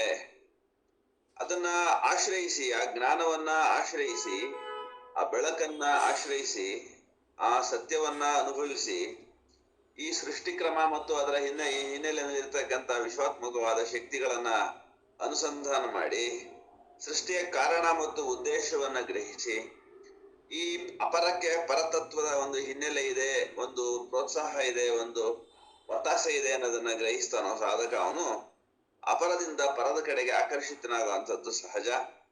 ಸೊ ಅಪರಲೋಕದಿಂದ ಪರಲೋಕದ ಕಡೆಗೆ ಯಾತ್ರೆ ಅಂತ ಅಂದ್ರೆ ನಾನು ಆಗ್ಲೇ ಹೇಳ್ದಂಗೆ ಮೂಲಾಧಾರದಿಂದ ಸಹಸ್ರಾರದ ಕಡೆಗಿನ ಯಾತ್ರೆ ಅದು. ಯಾಕೆ ಅಂತ ಅಂದ್ರೆ ಕೆಳಗಡೆಗೆ ಬರ್ತಾ ಬರ್ತಾ ಸ್ಥೂಲತೆ ಜಾಸ್ತಿ ಆಗತ್ತೆ. ಆಕಾಶ, ವಾಯು, ಅಗ್ನಿ, ಜಲ, ಪೃಥ್ವಿ ಹೀಗೆ ಕೆಳಗಡೆಗೆ ಇಳಿತಾ ಸ್ಥೂಲತೆ, ಮೇಲ್ಗಡೆಗೆ ಏರ್ತಾ ಅನ್ನಮಯ, ಪ್ರಾಣಮಯ, ಮನೋಮಯ, ವಿಜ್ಞಾನಮಯ, ಆನಂದಮಯ ಅಂತ ಹೇಳಿ, ಆಮೇಲೆ ಸತ್ತು, ಚಿತ್ತು, ಆನಂದ ಅಂತ ಹೇಳಿ ಸೂಕ್ಷ್ಮತೆ ಜಾಸ್ತಿ ಆಗ್ತಾ ಹೋಗುತ್ತೆ ಇರುವಿಕೆ ಒಳಗಡೆ. ಅಥವಾ ಪ್ರಕಟವಾಗಿರ್ತಕ್ಕಂಥ ಈ ಪ್ರಾತಿಭಾಷಿಕ ಜಗತ್ತನ್ನು ನಾವು ಆಶ್ರಯಿಸಿ, ಅಥವಾ ದೇಹವನ್ನ ನಾವು ಆಶ್ರಯಿಸಿ ದೇಹವನ್ನ ಹಿಡಿದು ಆತ್ಮದ ಕಡೆಗೆ ಯಾತ್ರೆ ಹೊರಟಾಗ ಸ್ಥೂಲದಿಂದ ಸೂಕ್ಷ್ಮ ಕಡೆಗೆ ಹೋಗ್ತೀವಲ್ಲ, ಹಾಗೆ ಅದನ್ನ ಉತ್ತರಾಯಣ ಅಂತ ಕರೀತಾರೆ. ಕೆಳಗಡೆಗೆ ಆಕಾಶದಿಂದ ಪೃಥ್ವಿ ಕಡೆಗೆ ಬರುವಂತದ್ದನ್ನ ದಕ್ಷಿಣಾಯನ ಅಂತ ಹೇಳಿ, ನಮ್ಮ ಶರೀರದಲ್ಲಿ ನಾವು ಅದನ್ನ ಹೊರಗಡೆಗೂ ಬೇರೆ ಅರ್ಥದಲ್ಲಿ ಬಳಸುವಂಥದ್ದು ನಮ್ಗೆ ಗೊತ್ತಿದೆ. ಆದ್ರೆ ಶರೀರದಲ್ಲಿ ಊರ್ಧ್ವದಿಂದ ಕೆಳಗಡೆಗೆ ಬಂದ್ರೆ ಅದನ್ನ ದಕ್ಷಿಣಾಯನ ಅಂತಾನು ಅಥವಾ ಡಿಸೆಂಟ್ ಅಂತಾನು, ಅದನ್ನ ಅವಸರ್ಪಿಣಿ ಅಂತಾನು, ಅನ್ನಮಯದಿಂದ ಆನಂದಮಯದ ಕಡೆಗೆ ಸಾಧನೆಯಲ್ಲಿ ಉನ್ಮುಖವಾದ್ರೆ ಅದನ್ನ ಉತ್ಸರ್ಪಿಣಿ ಅಂತಾನು, ಎವಲ್ಯೂಷನ್ ಅಂತಾನು ಕರೀತಾರೆ. ಸೊ ಅದನ್ನ ಇಲ್ಲಿ ಸಾಧಿಸ್ತಾ ಇರ್ತಕ್ಕಂಥ ಸಾಧಕನಿಗೆ ನಾಗರಾಜ ಅಂತ ಅಂದ್ರೆ, ಆದಿಶೇಷ ನಾಗರಾಜ ಅಂತ ಅಂದ್ರೆ ಮುಖ್ಯ ಪ್ರಾಣ ಅಷ್ಟೇನೆ, ಬೇರೆ ಇನ್ನೇನಲ್ಲ. ಈ ಶರೀರದಲ್ಲಿ ಪ್ರಾಣ ಅನ್ನುವಂಥದ್ದು ನಮ್ಗೆಲ್ಲ ಗೊತ್ತಿರೋ ಹಾಗೆ ಕವಲಾಗುತ್ತೆ. ಪ್ರಾಣ, ವ್ಯಾನ, ಉದಾನ, ಸಮಾನ, ಅಪಾನ ಅಂತ ಹೇಳಿ 5 ಪ್ರಧಾನ ಕವಲುಗಳಾಗುತ್ತೆ. ಅದರಲ್ಲಿ ಮತ್ತೆ 5 ಉಪಕವಲುಗಳಾಗುತ್ತೆ. ಹೀಗೆ ದೇವದತ್ತ, ಧನಂಜಯ, ಕೂರ್ಮ, ಕೃಕರ, ನಾಗ ಅಂತ ಹೇಳಿ ಹೀಗೆ ಈ ಪ್ರಾಣಶಕ್ತಿ ಕವಲುಗಾಗಿ ಹಾವಿನ ರೂಪದೊಳಗಡೆಗೆ ಅಥವಾ ಒಂದು ವಲನದೊಳಗಡೆಗೆ ನಮ್ಮ ಶರೀರದಲ್ಲಿ ಇರ್ತದೆ ಅನ್ನುವಂಥದ್ದನ್ನು ನಾವು ಗಮನಿಸ್ಕೊಂಡಾಗ, ಇಲ್ಲಿ ಈ ಪ್ರಾಣಶಕ್ತಿಯೇ ನಮ್ಮ ಈ ಒಂದು ಶರೀರದಲ್ಲಿ ಸಾಧನೆ ಒಳಗಡೆಗೆ ನಾವು ತೊಡಗಿಸ್ತಕ್ಕಂಥ ಒಂದು ದೈವಿ ಶಕ್ತಿ. ಆ ಶಕ್ತಿಯನ್ನ ಯಾರು ಸದುಪಯೋಗ ಮಾಡ್ಕೊಳ್ತಾರೋ, ಇಂದ್ರಿಯಗಳಲ್ಲಿ ಅನವಶ್ಯಕವಾಗಿ ತೋರಿ ಹೋಗೋದಿಕ್ಕೆ ಬಿಡೋದಿರುವ ಅವರು ಅಧಿಕಾರಿ ಆಗ್ತಾನೆ ಊರ್ಧ್ವಮುಖ ಸಾಧನೆಗೆ ಅಥವಾ ಸಹಸ್ರದ ಕಡೆಗಿನ ಯಾತ್ರೆಗೆ. ಅಲ್ಲಿ ಅವನಿಗೆ ಏನಾಗುತ್ತೆ, ಅಸೀಮವಾದಂತ ಪ್ರಕಾಶ, ತತ್ವಚಿಂತನ ಶಕ್ತಿ, ಧನ್ಯತಾ ಭಾವ, ಆಮೇಲೆ ಆ ಸಾಧನಾ ಲೋಕದೊಳಗಿರ್ತಕ್ಕಂಥ ಪ್ರತಿಷ್ಠಿತ ಆಗಿರ್ತಕ್ಕಂಥ ಋಷಿ ಮುನಿಗಳು, ಗುರುಗಳು, ಸಂತರು, ಇಂಥವರ ಒಂದು ಸಂಪರ್ಕ ಸಿಗ್ತಾ ಹೋಗುತ್ತೆ ಅನ್ನೋದಿಲ್ಲ. ಇಲ್ಲಿರೋರ್ಗೆ ಎಲ್ರಿಗೂ ಅನುಭವ ಆಗಿದೆ. ಸೊ ಹಾಗಾಗಿ ನಾವು ಹಾಗೆ ನಮ್ಮ ಶರೀರದಲ್ಲೇ ಆ ಪ್ರಾಣದ ಸಾಧನೆಯನ್ನ ಉನ್ಮುಖಗೊಳಿಸದೆ ಹೋದ್ರೆ, ಅಧೋಮುಖದಲ್ಲೇ ಪ್ರಾಣಶಕ್ತಿಯನ್ನ ಹರಿಯಲಿಕ್ಕೆ ಬಿಟ್ರೆ, ನಮಗೆ ಅದಕ್ಕೆ ಸಂಪರ್ಕವ ಉಂಟಾಗ್ತಕ್ಕಂತ ಮನುಷ್ಯರು ನಮ್ಮ ಎದುರುಗಡೆಗೆ ಬಂದು ನಿಂತ್ಕೊತಾರೆ. ನಾವು ಅದನ್ನ ನೋಡ್ತೀವಿ. ಅದೇನು ಹೊಸ ಒಂದು ವಿಶೇಷವೇನಲ್ಲ. ನಿತ್ಯ ಸುಮ್ಮನೆ ಗಮನಿಸಿದ್ರೆ ಗೊತ್ತಾಗುತ್ತೆ ನಮ್ಗೆ ಯಾರು ಸಂಪರ್ಕಕ್ಕೆ ಬರ್ತಾರೆ, ಅವ್ರು ಏನ್ ಮಾತಾಡ್ತಾರೆ, ಯಾವ ವಿಷಯಗಳನ್ನ ನಮ್ಮೊಂದಿಗೆ ಹಂಚ್ಕೊಳ್ತಾರೆ ಅನ್ನೋದು ಯಾವ್ದ್ರ ಮೇಲೆ ನಿಂತಿರುತ್ತೆ ಅಂದ್ರೆ, ನಮ್ಮ ಆಸಕ್ತಿ ಯಾವುದು, ನಮ್ಮ ಕರ್ಮ ಯಾವುದು, ನಮ್ಮ ವೃತ್ತಿ ಯಾವುದು ಅನ್ನೋದ್ರ ಮೇಲೆ ಅದಕ್ಕೆ ಸಂಬಂಧಪಟ್ಟಂತೆ ಜನಗಳು ನಮ್ಮ ಎದುರುಗಡೆಗೆ ಬರ್ತಾರೆ, ನಮ್ಮ ಜೊತೆ ಸಂವಾದ ಮಾಡ್ತಾರೆ. ಸುಮ್ಮನೆ ಉದಾಹರಣೆ ಹೇಳೋದಾದ್ರೆ, ನಮ್ಮ ಮೇಷ್ಟ್ರುಗಳು ಯಾವಾಗಲೂ ಮೇಷ್ಟ್ರುಗಳನ್ನೇ ಸೇರ್ತಾರೆ, ಮೇಷ್ಟ್ರುಗಳ ಜೊತೆಗೆ ಮಾತಾಡ್ತಿರ್ತಾರೆ. ಹಾಗೆ ಡಾಕ್ಟರ್ಗಳು ಯಾವಾಗಲೂ ಡಾಕ್ಟರ್ಗಳನ್ನೇ ಸೇರ್ತಿರ್ತಾರೆ, ಡಾಕ್ಟರ್ಗಳ ಜೊತೆ ಸೇರಿ ಆ ಒಂದು ರೋಗ, ಔಷಧಿ ಇತ್ಯಾದಿ ಆ ಒಂದು ಕ್ಷೇತ್ರಕ್ಕೆ ಸಂಬಂಧಪಟ್ಟ ವಿಚಾರ ವಿನಿಮಯ ಮಾಡ್ತಾರೆ. ಸೊ ಹೀಗೆ ವ್ಯಾಪಾರ ಮಾಡುವಂತವ್ರು ವ್ಯಾಪಾರಿಗಳನ್ನೇ ಸೇರ್ತಾರೆ, ವ್ಯಾಪಾರದ ಬಗೆಗೆ ಚಿಂತನೆ ಮಾಡ್ತಾರೆ. ರಾಜಕಾರಣಿಗಳನ್ನೇ ಸೇರ್ತಾರೆ. ಹೀಗೆ ಅವ್ರವ್ರ ಕ್ಷೇತ್ರಕ್ಕೆ ಸೇರಿದವರು ಒಂದ್ ಕಡೆ ಸೇರ್ಕೊಂಡು ವಿಚಾರ ವಿನಿಮಯ ಮಾಡೋದು ಹೇಗೆ ಸತ್ಯವೋ ಬಹಿರ್ಲೋಕದಲ್ಲಿ, ಹಾಗೆ ಆ ಒಳಗಡೆಗೆ, ಆ ಸಾಧನೆ ಒಳಗಡೆಗೆ, ಪ್ರಾಣಲೋಕದಲ್ಲಿ, ಮನೋಲೋಕದಲ್ಲಿ, ವಿಜ್ಞಾನ ಲೋಕದಲ್ಲಿ ಯಾರು ತಮ್ಮ ಸಾಧನೆ ಒಳಗಡೆಗೆ ತೊಡಗ್ತಾನೋ ಅವನಿಗೆ ಆಯಾಯ ಸಾಧನೆಗೆ ಅನುಗುಣವಾಗಿ ಆ ಶಕ್ತಿ ಅವನೇನು ಪಡಿಬೇಕಾಗಿದೆಯೋ ಅದಕ್ಕೆ ಪೂರಕವಾದಂತ ಶಕ್ತಿಯನ್ನ ದಯಪಾಲಿಸ್ತಕ್ಕಂತ ಒಂದು ಸಾಧಕರು, ಹಿರಿಚೇತನಗಳು ಸೂಕ್ಷ್ಮ ರೂಪದೊಳಗಡೆಗೆ ಅದನ್ನ ಗ್ರಹಿಸಿ ನಮ್ಮ ಸಮ್ಮುಖಕ್ಕೆ ಅಥವಾ ಸನ್ನಿಧಿಗೆ ನಮ್ಮನ್ನ ಕರ್ಸ್ಕೊಳ್ತಾರೆ. ಅವರು ನಾವಿರೋ ಕಡೆಗೆ ಬರ್ಬೋದು ಅಥವಾ ನಾವು ಅವರಿರೋ ಕಡೆಗೆ ಹೋಗ್ಬೋದು ಅನ್ನೋಂಥದ್ದನ್ನ ನಾವು ಇಲ್ಲಿರೋರು ಎಲ್ರಿಗೂ ಅನುಭವ ಇದ್ದೇ ಇದೆ. ಹಾಗಾಗಿ ಇಲ್ಲಿ ಈ ಏನು ಇವರು ರಚನೆ ಮಾಡಿದ್ದಾರೆ ರಾಜೇಶ್ವರಿ ಅವರು, ಅದು ಕೇವಲ ಒಂದು ಗ್ರಂಥ ಅಲ್ಲ, ಒಂದು ಪುಸ್ತಕ ಅಲ್ಲ, ಅದು ಒಂದು ಜೀವನದ ಸಾಧನೆಯ ಮಾರ್ಗದ ಒಂದು ಯಶಸ್ಸಿನ ಕಥೆ ಅಂತ ಹೇಳಿ ನಾವು ಅದನ್ನ ಓದ್ಬಿಟ್ಟು ಸುಮ್ಮನಾಗೋದು ಅಂಥದ್ದು ಅಲ್ಲ ಈ ಗ್ರಂಥ. ಆ ಸಾಧನೆ ಒಳಗೆ ನಾವು ತೊಡಗಿದಾಗ, ನಮ್ಮ ಒಳಗಡೆಗೆ ಪ್ರಾಣದ ಸಾಧನೆಯಲ್ಲಿ ನಾವು ಉನ್ಮುಖರಾದಾಗ ನಮಗೂ ಕೂಡ ಇಂಥದ್ದೊಂದು ದರ್ಶನ, ಇಂಥದ್ದೊಂದು ಸ್ಪಂದನ, ಇಂಥದ್ದೊಂದು ಅನುಭೂತಿ, ಇಂಥದ್ದೊಂದು ಆನಂದ, ಇಂಥದ್ದೊಂದು ಪ್ರಕಾಶದ ಒಂದು ತೇಜಸ್ಸು, ಓಜಸ್ಸು ನಮ್ಮೊಳಗಡೆಗೂ ಕೂಡ ಕೆಲಸ ಮಾಡೋದಿಕ್ಕೆ ಪ್ರಾರಂಭ ಆಗುತ್ತೆ. ಆವಾಗ ಮಾತ್ರವೇ ಈ ಗ್ರಂಥದ ಪಠಣದಿಂದ ಅಥವಾ ಈ ಗ್ರಂಥದ ಅನುಸಂಧಾನದಿಂದ ನಮಗೆ ಏನಾಗಬೇಕು ನಿಜಕ್ಕೂ ಲಾಭ ಅನ್ನುವಂಥದ್ದು ಅದು ಪೂರ್ಣವಾಗಿ ಆಗ್ತಾ ಹೋಗುತ್ತೆ. ನಾವು ಯಾವಾಗ ಪ್ರಾಣ ಸಾಧನೆ ಒಳಗಡೆಗೆ ತೊಡಗ್ತೀವಿ, ಮುಖ್ಯ ಪ್ರಾಣ ಅನ್ನೋಂಥ ಆದಿಶೇಷ ಅಂತ ನಾವೇನ್ ನಮ್ಮ ಶರೀರದಲ್ಲಿ ನೋಡ್ತೀವಿ, ಆ ಪ್ರಾಣಶಕ್ತಿ ಎರಡಕ್ಕೂ ಬಳಕೆ ಆಗುತ್ತೆ. ಒಂದು ಭೋಗಕ್ಕೂ ಆಗುತ್ತೆ, ಒಂದೊಂದು ಯೋಗಕ್ಕೂ ಆಗುತ್ತೆ. ಸೊ ಯೋಗಕ್ಕೆ ಬಳಸಿದಾಗ ಊರ್ಧ್ವಮುಖ, ಭೋಗಕ್ಕೆ ಬಳಸಿದಾಗ ಅಧೋಮುಖ. ಸೊ ಅಧೋಮುಖ ಚಲನೆ ಒಳಗಡೆಗೂ ಈ ಪ್ರಾಣಶಕ್ತಿ ಹರಿಯಬಲ್ಲದು, ಊರ್ಧ್ವಮುಖಕ್ಕೂ ಪ್ರಾಣಶಕ್ತಿಯೇ ನಮ್ಮನ್ನ ಎತ್ತರಕ್ಕೆ ಒಯ್ಯಬಲ್ಲದು ಅಂತ ಹೇಳಿ. ಸೊ ಇದನ್ನ ಶರೀರದಲ್ಲಿ ಅನ್ವಯ ಮಾಡ್ಕೊಳ್ಬೇಕು, ಶರೀರದಲ್ಲಿ ಅನುಸಂಧಾನ ಮಾಡ್ಬೇಕು. ಅವಾಗ ಮಾತ್ರವೇ ಈ ಪುಸ್ತಕ ವಾಚನದ, ಈ ಗ್ರಂಥ ವಾಚನದ ಗ್ರಂಥಿ ವಾಚನ ನಮಗೆ ಆಗೋ ಅಂಥದ್ದು. ಈ ಶರೀರದಲ್ಲೇ ಇದನ್ನ ದರ್ಶಿಸ್ಬೇಕು. ಈ ಯಾವ ರೀತಿ ದರ್ಶಿಸ್ಬೇಕು ಸರ್? ಅನುಸಂಧಾನ ಮಾಡ್ಬೇಕು. ಯಾವ ರೀತಿ ದರ್ಶಿಸ್ಬೇಕು ಸರ್? ಹೇಳ್ತಾ ಇದ್ದಾರೆ. ಯಾವ ರೀತಿ ದರ್ಶಿಸ್ಬೇಕು? ಮತ್ತು ಈಡ ಪಿಂಗ್ಳ ಸುಷುಮ್ನ ನಾಡಿ ಇಡೀ ಶರೀರ ವ್ಯಾಪಿಸಿದೆ ಅಲ್ವಾ, ಅದರ ಅನುಭೂತಿ. ಶರೀರದಲ್ಲಿ ಬೇಕಾದಷ್ಟು ನಾಡಿಗಳಿದಾವೆ, 72 ಲಕ್ಷ ಹಿಂಗೆಲ್ಲ ಬೇಕಾದಷ್ಟು ನಾಡಿಗಳನ್ನು ಗುರುತಿಸ್ತಾರೆ. ಪ್ರಮುಖವಾದ ನಾಡಿಗಳು ಯಾವುವು ಅನ್ನೋದು ಕೂಡ ನಾವು ದಶನಾಡಿಗಳು ಅಂತ ಹೇಳಿ ಕರೀತಾರೆ. ಅವು ಯಾವ್ಯಾವು ಅನ್ನುವಂಥದ್ದು ಕೂಡ ಇಲ್ಲಿ ನಿಮಗೆ ಈ ಗ್ರಂಥದಲ್ಲಿ ಸಿಗುತ್ತೆ. ಇಲ್ಲ ಅಂತ ಅಂದ್ರೆ ನಮ್ಮ ಸ್ವಾಮಿಗಳದ್ದು ಇಂಗ್ಲಿಷ್ ಗ್ರಂಥ ಇದೆಯಲ್ಲ, ಸೈನ್ಸ್ ಆಫ್ ಸೋಲ್ ಅಂತ, ಅದರಲ್ಲೂ ಕೂಡ ಬಹಳ ಚೆನ್ನಾಗಿ ಕಲರ್ ಪ್ರಿಂಟ್ ಸಮೇತ ಕೊಟ್ಬಿಟ್ಟಿದ್ದಾರೆ ಆ ಒಂದು ಕುಂಡಲಿನಿ ಒಂದು ಸಾಧನೆಯ ಸಂಬಂಧ. ಅಲ್ಲಾದ್ರೂ ನಿಮಗೆ ಸಿಗುತ್ತೆ. ಅದನ್ನ ನೋಡ್ತಾ ನೋಡ್ತಾ ನಾವು ನಮ್ಮ ಶರೀರದೊಳಗಡೆಗೆ ಉಪಕ್ರಮಿಸಬೇಕು, ನಮ್ಮ ಚಿತ್ತವನ್ನೇ ನಾವು ಧ್ಯಾನಿಸಬೇಕು. ಆ ಮೌನದೊಳಗಡೆಗೆ, ಆ ಪರಮಾವಧಿ ಏಕಾಂತದೊಳಗಡೆಗೆ ನಾವು ಕಣ್ಣು ಮುಚ್ಚಿ ನಮ್ಮ ಶರೀರವನ್ನೇ ನಾವು ಧ್ಯಾನಿಸ್ತಾ ಇದ್ರೆ, ಒಳಗಡೆ ನಡೀತಕ್ಕಂಥ ಪ್ರಾಣ ಚಲನೆಯನ್ನೇ ಧ್ಯಾನಿಸ್ತಾ ಇದ್ರೆ, ಎಲ್ಲಿಗೆ ಹೆಚ್ಚು ಪ್ರಾಣಶಕ್ತಿ ವ್ಯಯವಾಗ್ತಾ ಇದೆ, ವಿನಿಯೋಗವಾಗ್ತಾ ಇದೆ ಅನ್ನೋದು ಕೂಡ ಗೊತ್ತಾಗುತ್ತೆ. ಅದು ವ್ಯಾನ ಆಗ್ತಾ ಇದೆಯೋ, ಉದಾನ ಆಗ್ತಾ ಇದೆಯೋ, ಸಮಾನ ಆಗ್ತಾ ಇದೆಯೋ, ಪ್ರಾಣ ಅಪಾನ ಆಗ್ತಾ ಇದೆಯೋ, ಅದು ನಮ್ಗೆ ಗೊತ್ತಾಗುತ್ತದೆ. ಆ ಒಂದು ತಲ್ಲೀನತೆ, ತಾದಾತ್ಮ ಭಾವ ನಾವು ನಮ್ಮೊಳಗಡೆಗೆ ಸದಾಕಾಲ ಏಕಾಗ್ರವಾಗಿ ನೋಡೋ ಅನ್ಸತ್ತು ಅಭ್ಯಾಸ ಮಾಡಿದ್ರೆ ಹ್ಮ್ ಆಮೇಲೆ ನಮಗೆ ಪ್ರಾಣಶಕ್ತಿಯ ಹರಿವನ್ನ ನಿಯಂತ್ರಿಸಿ ಅದನ್ನ ಊರ್ಧ್ವಮುಖಕ್ಕೆ ಅಥವಾ ಯಾವ ಕಡೆಗೆ ಹೇಗೆ ಎಷ್ಟು ಎಲ್ಲಿ ಯಾವಾಗ ಅನ್ನುವಂಥದ್ದೆಲ್ಲವೂ ನಮಗೆ ಬೋಧೆ ಆಗತ್ತೆ ಅಂದ್ರೆ ಆ ಗುರು ಅಲ್ಲಿಗೆ ಬಂದು ನಮಗೆ ಅದನ್ನ ಮಾರ್ಗದರ್ಶನ ಮಾಡ್ತಾರೆ. ಒಳಗಡೆಗೆ ಕಾಣಿಸ್ಕೊತಾರೆ, ಶರೀರದ ಒಳಗಡೆಗೆ ಕಾಣಿಸ್ಕೊಂಡು ಸೂಕ್ಷ್ಮದಲ್ಲಿ. ಯಾಕಂದ್ರೆ ಶರೀರ ಅಂದ್ರೆ ಕೇವಲ ಸ್ಥೂಲ ಅಷ್ಟೇ ಅಲ್ಲ, ಸೂಕ್ಷ್ಮ ಇದೆ, ಅಲ್ಲಿ ಪ್ರಾಣ ಇದೆ, ಮನಸ್ಸಿದೆ, ಅಲ್ಲಿ ಬುದ್ಧಿ ಇದೆ. ಅಂದ್ರೆ ಆಯಾಯ ಲೋಕದೊಳಗಡೆಗೆ, ಭಾವಲೋಕದಲ್ಲಿ, ಬುದ್ಧಿ ಲೋಕದಲ್ಲಿ, ಪ್ರಾಣ ಲೋಕದಲ್ಲಿ, ಮನೋಲೋಕದಲ್ಲಿ ಯಾರೆಲ್ಲ ಸಾಧಕರು ನಮ್ಮ ಸಂಪರ್ಕಕ್ಕೆ ಬರ್ತಾರೆ, ಅವರು ನಾವು ಎಷ್ಟೆಷ್ಟು ಊರ್ಧ್ವಮುಖತೆಯನ್ನ ಸಾಧಿಸ್ತೀವಿ, ಆರೋಹಣಕ್ಕೆ ನಾವು ಅರ್ಹರಾಗ್ತೀವಿ, ಅಂತಂತ ಸಾಧಕರು ನಮಗಲ್ಲಿ ಕಾಣಿಸ್ಕೊಂಡು ಆ ಮುಂದಿನ ಸಾಧನೆ ಏನು ಅನ್ನೋದನ್ನ ತೋರಿಸ್ಬಿಟ್ಟು ನಮ್ಮೊಳಗಡೆಗೆ ಅದನ್ನ ನಾವು ಉಪಕ್ರಮಿಸ್ಲಿಕ್ಕೆ ಸಹಾಯ ಮಾಡ್ತಾರೆ. ಅದನ್ನ ಇಲ್ಲಿ ಇವರು ರಾಜೇಶ್ವರಿ ಅವರು ಅವರ ಶರೀರದಲ್ಲಿ ಕೂತು ಸ್ಥಾಣುವೃತ್ತಿಗಳಾಗಿ ಕೂತು ಜಾಗದಲ್ಲೇ ಕೂತು ತಮ್ಮ ಒಳಗಡೆಗೆ, ತಮ್ಮ ಶರೀರದ ಒಳಗಡೆಗೆ ಹಿಡಿದು ಸಮಸ್ತ ಬ್ರಹ್ಮಾಂಡವನ್ನೇ ಅವರು ತಮ್ಮ ಮನಸ್ಸಿನ ಚಕ್ಷುವಿನಿಂದ ನೋಡಿ, ಅಂತರಂಗದ ಕಿವಿಗಳಿಂದ ಕೇಳಿ, ಅಂತರಂಗದ ಕಣ್ಣುಗಳಿಂದ ಕಂಡು, ಅಂತರಂಗದ ಒಂದು ಅತೀಂದ್ರಿಯದಿಂದ ಎಲ್ಲವನ್ನ ಅವರು ಸಮೀಕ್ಷಿಸಿ ಈ ಗ್ರಂಥವನ್ನ ಒಂದು ವಿನ್ಯಾಸದೊಳಗಡೆಗೆ ಸಂರಚನೆ ಮಾಡಿದ್ದಾರೆ. ಅಂಥದ್ದೊಂದು ಅಂತರಂಗದ ಚಕ್ಷು ನಮ್ಮೊಳಗಡೆಗೆ ಜಾಗೃತವಾಗುತ್ತೆ ಈ ಗ್ರಂಥವನ್ನ ಆ ದೃಷ್ಟಿಯಿಂದ ಓದ್ಬೇಕು ಅಂತ ಹೇಳಿ ನನಗೆ ಅನ್ನಿಸ್ತದೆ. ಸ್ವಲ್ಪ ಇದು ಮಾಡ್ಕೊಳ್ಳಿ, ಮ್ಯೂಟ್ ಮಾಡ್ಕೊಳ್ಳಿ ರಾಧಾ ಅವರೇ. ಹಾಂ, ಮುಂದುವರಿಸ್ತೀನಿ ಸರ್. ಚವನ ಮಹರ್ಷಿಗಳು ತಮ್ಮ ಶಿಷ್ಯರ ಬಗ್ಗೆ ಅಭಿಮಾನಿಸಿ ಅನಂತ ಆಶೀರ್ವಾದಗಳ ಮಳೆಗರೆದರು. ಯುಕ್ತ ಸಮಯಕ್ಕೆ ಸಮಾವರ್ತನ ಸಂಸ್ಕಾರ ನಡೆಸಿಕೊಟ್ಟರು. ಧರ್ಮನಂದನನನ್ನು ಅವನ ಜನನೀ ಜನಕರ ತಮ್ಮ ಜೊತೆಯಲ್ಲೇ ಸ್ವಗೃಹಕ್ಕೆ ಕರೆದೊಯ್ಯಲು ಅನುಮತಿ ನೀಡಿದರು. ಧರ್ಮನಂದನನು ಸಮಸ್ತ ವಿದ್ಯೆಯನ್ನು ಭದ್ರವಾಗಿ ಹೃದಯದಲ್ಲಿ ಕಾಪಾಡಿಕೊಂಡು ಶ್ರವಣ ಮನನ ನಿಧಿಧ್ಯಾಸನಗಳಲ್ಲಿ ಮಗ್ನನಾದನು.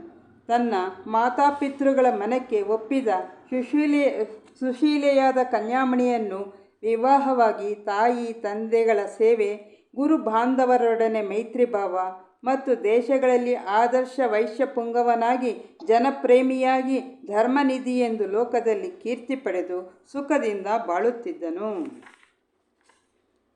ಹೀಗೆ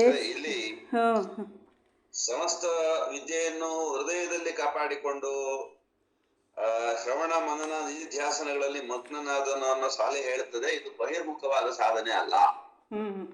ಇಲ್ಲಿ ಬರುವಂತ ಗುರು ಬಹಿರ್ಮುಖದಲ್ಲಿ ನಮಗೆ ನರರೂಪದಲ್ಲಿ ನಿಮಿತ್ತ ಮಾತ್ರ ಕಾಣಿಸ್ಕೊಂಡ್ರು ಇಲ್ಲಿ ನಮ್ಗೆ ಅವ್ರು ಬೋಧನೆ ಮಾಡುವಂಥದ್ದು, ಆಶೀರ್ವಾದ ಮಾಡುವಂಥದ್ದು ಅದೆಲ್ಲವೂ ಸಂಪೂರ್ಣವಾಗಿ ಸೂಕ್ಷ್ಮದಲ್ಲೇ.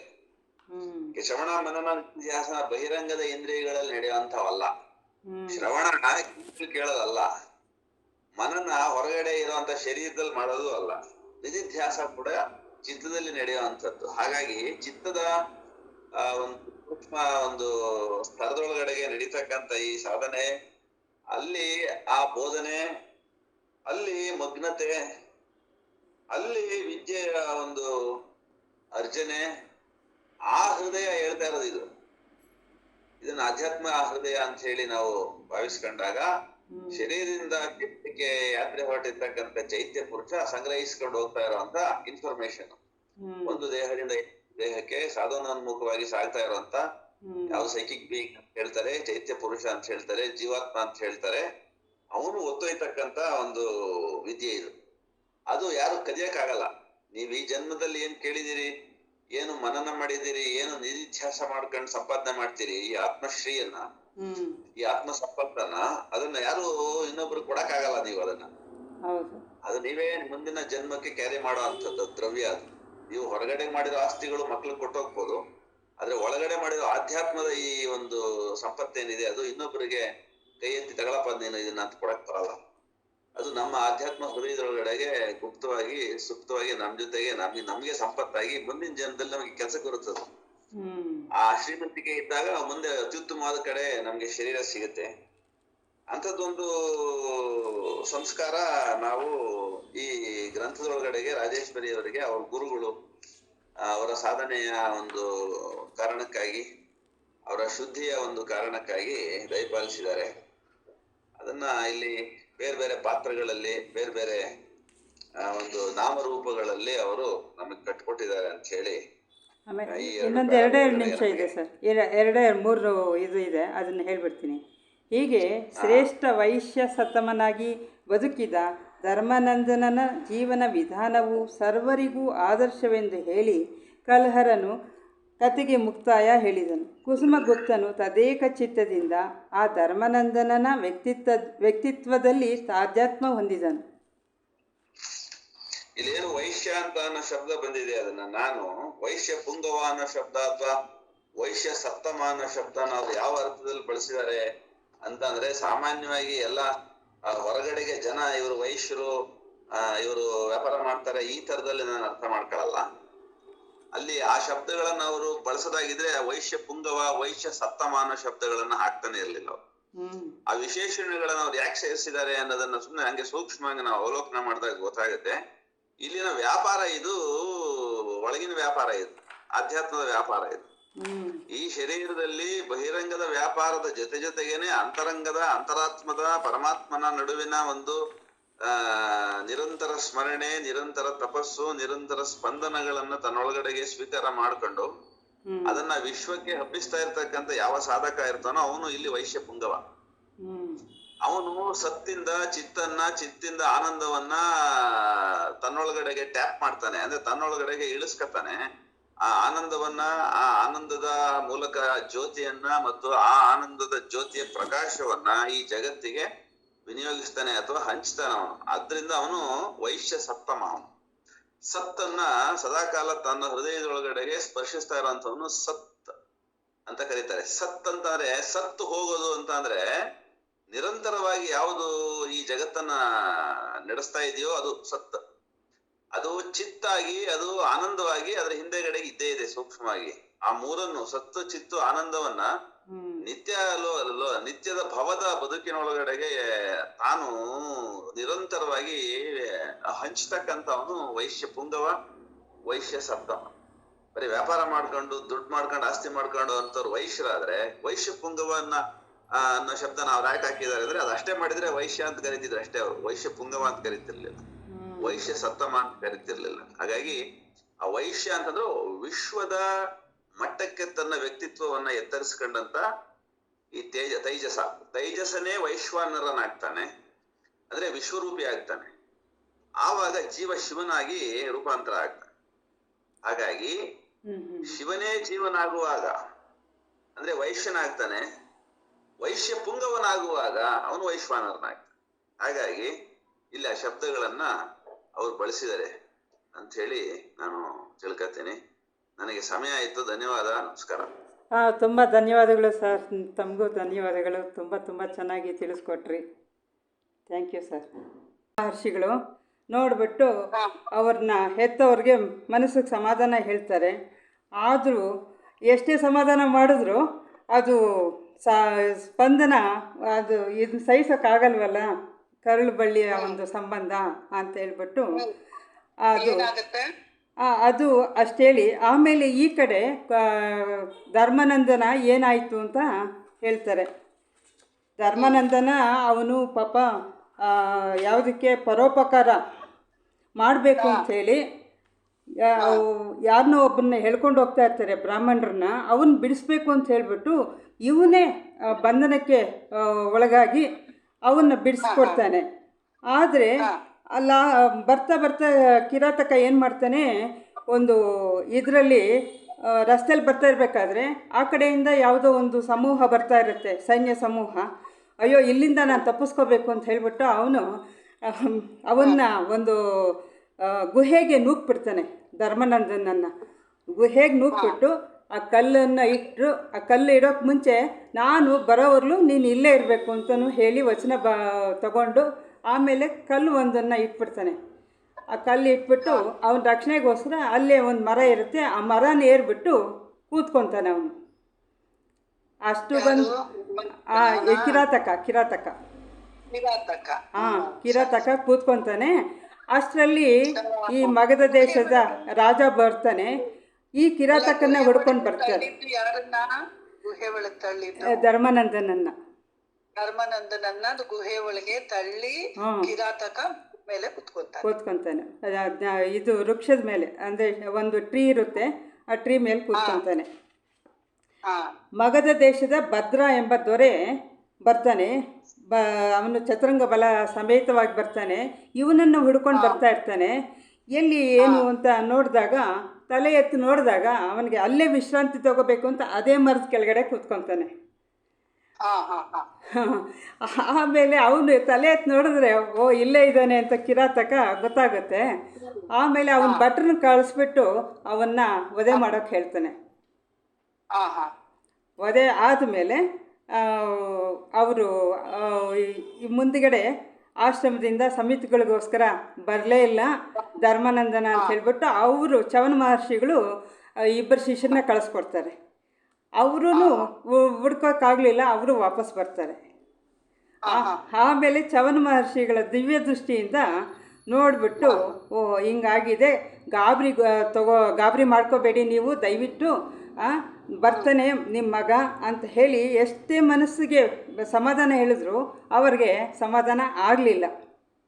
ಅದು ಕರಳಿನ ಬಾಧೆ ಅಲ್ವಾ ಅಂತ ಹೇಳಿಬಿಟ್ಟು ಅದೊಂದು ಸ್ಪಂದನ, ಅದು ಮೂಕ ವೇದನೆ ಅಂತ ಹೇಳಿಬಿಟ್ಟು ಅಲ್ಲಿಗೆ ನಿಲ್ಲಿಸಿ ಆಮೇಲೆ ಈ ಒಂದು ಧರ್ಮಾನಂದಂದು ಹೇಳ್ತಾ ಬರ್ತಾರೆ. ಅಲ್ಲಿಂದ ಓದ್ತೀನಿ. ನಾಗರಾಜನಾದ ವಾಸುಕಿಯು ರಜತಗಿರಿಯಿಂದ ಭುವಿ ಸೇರಿ ಆದಿಶೇಷನ ದರ್ಶನಾರ್ಥವಾಗಿ ಅದೇ ಗವಿಯ ದ್ವಾರದಿಂದ ಪಾತಾಳಕ್ಕೆ ಹೋಗಲು ಬಂದನು.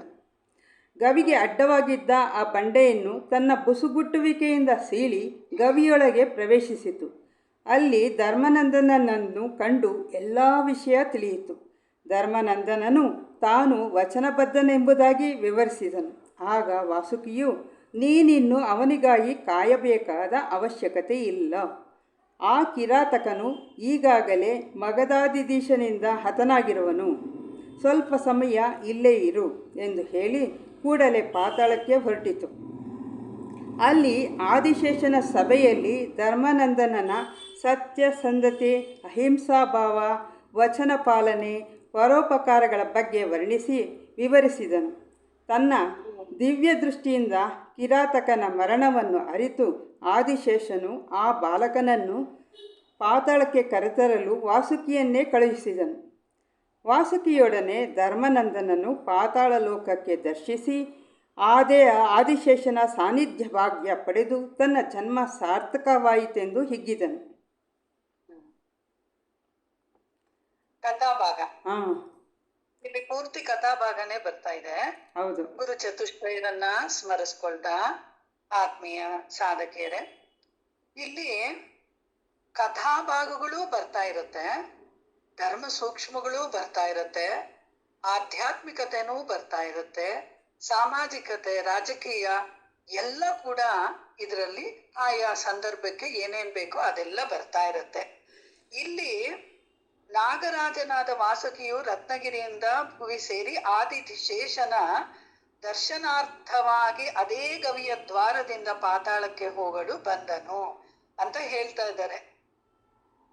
ವಾಸುಕಿ ಅದು ಒಂದು ಹಾವಿನ ಒಂದು ಜಾತಿ, ಅದು ದೇವತಾ ಶಕ್ತಿ. ವಾಸುಕಿನ ಯಾವಾಗ್ಲೂ ಕೂಡ ದೇವತಾ ಶಕ್ತಿಗೆ ಹೋಲಿಸ್ತಾರೆ. ಹಾಗಾಗಿ ಆ ವಾಸುಕಿ ರಜತಗಿರಿಯಿಂದ ಭುವಿ ಸೇರಿ ಏನಕ್ಕೆ ಬರ್ತಾರೆ ಅಂತಂದ್ರೆ, ಇಲ್ಲಿ ಇದೆಲ್ಲ ಕೆಲವು ಸರ್ಪಗಳದು ಕೆಲವು ವಿಚಾರಗಳಿರುತ್ತೆ ಅಲ್ವಾ, ಇದೆಲ್ಲ ಕೂಡ ಕೆಲವು ನಾವು ನಂಬೋದಿಕ್ಕೆ ಆಗೋದಿಲ್ಲ, ಆದ್ರೂ ಕೂಡ ಸತ್ಯ ಅಂತ ಹೇಳ್ತಾರೆ. ಯಾಕೆಂತಂದ್ರೆ ನಾಗಲೋಕ ಇರೋದಂತೂ ಸತ್ಯ. ನಾಗಲೋಕಕ್ಕೆ ನಾಗರ ಹಾವುಗಳಿಂದ, ಹಾವಿನ ಜಾತಿ ಎಲ್ಲ ಕೂಡ ಬೇರೆ ಬೇರೆ ರೀತಿನಲ್ಲಿ ಅಲ್ಲಿ ಹೋಗ್ತಾ ಇರುತ್ತೆ, ಬರ್ತಾ ಇರುತ್ತೆ. ಅಲ್ಲೂ ಕೂಡ ಇಲ್ಲಿ ಹೇಗೆ ರಾಜ ಒಂದು ವರ್ಗ, ಮಂತ್ರಿ ವರ್ಗ, ಈ ತರ ಎಲ್ಲ ಹೆಂಗಿರುತ್ತೋ ಹಂಗೆ ಅಲ್ಲೂ ಕೂಡ ಪಾತಾಳದಲ್ಲಿ ನಾಗಲೋಕದಲ್ಲಿಯೂ ಕೂಡ ದೇವತಾ ಶಕ್ತಿಗಳ ಇರ್ತಕ್ಕಂಥ ಸರ್ಪಗಳು ಇರುತ್ತೆ, ಮತ್ತೆ ರಾಕ್ಷಸ ಭಾವ ಇರ್ತಕ್ಕಂಥ ಸರ್ಪಗಳು ಕೂಡ ಇರುತ್ತೆ ಅಂತ ಹೇಳಿದ್ದಾರೆ. ಎಷ್ಟೋ ಕಥಾ ನಮಗ್ ಮಹಾಭಾರತದಲ್ಲೂ ಕೂಡ ಇದೆಲ್ಲ ಬರುತ್ತೆ ನೋಡಿ. ವಾಸುಕಿದು ಸರ್ಪಗಳದೆಲ್ಲ ಬೇರೆ ಬೇರೆ ಎಲ್ಲ ಬರುತ್ತೆ. ಖಂಡಿತವಾಗ್ಲೂ ಅದೆಲ್ಲ ಸತ್ಯ. ಇನ್ನೊಂದು ಏನು ಅಂತಂತಂದ್ರೆ, ಅದರಲ್ಲೂ ಕೂಡ ಯಾವ ರೀತಿ ಒಂದು ವೇಷಗಳನ್ನ ಧಾರಣೆ ಬದಲಾಗುವಂಥದ್ದು, ಮನುಷ್ಯನಾಗಿ ಬದಲಾಗೋದು, ಮತ್ತೆ ಹಾವಾಗಿ ಬದಲಾಗೋದು, ಆ ಶಕ್ತಿಗಳೆಲ್ಲ ಎಷ್ಟೊಂದು ಸರ್ಪಗಳಲ್ಲೂ ಕೂಡ ಇರತ್ತೆ ಅಂತ ಕೂಡ ಕೇಳಿದೀವಿ. ಆದ್ರೆ ಇಲ್ಲಿ ವಿಚಾರ ಏನಂದ್ರೆ, ಯಾಕೆ ಸರ್ಪಗಳದ್ದು ವಿಚಾರ ಬಂದಾಗ ನಾವು ಸ್ವಲ್ಪ ಅದ್ರ ಬಗ್ಗೆ ತಿಳ್ಕೊಂಡ್ರೆ ನಮ್ಗಿನ್ನೂ ಸಂತೋಷ ಆಗತ್ತೆ.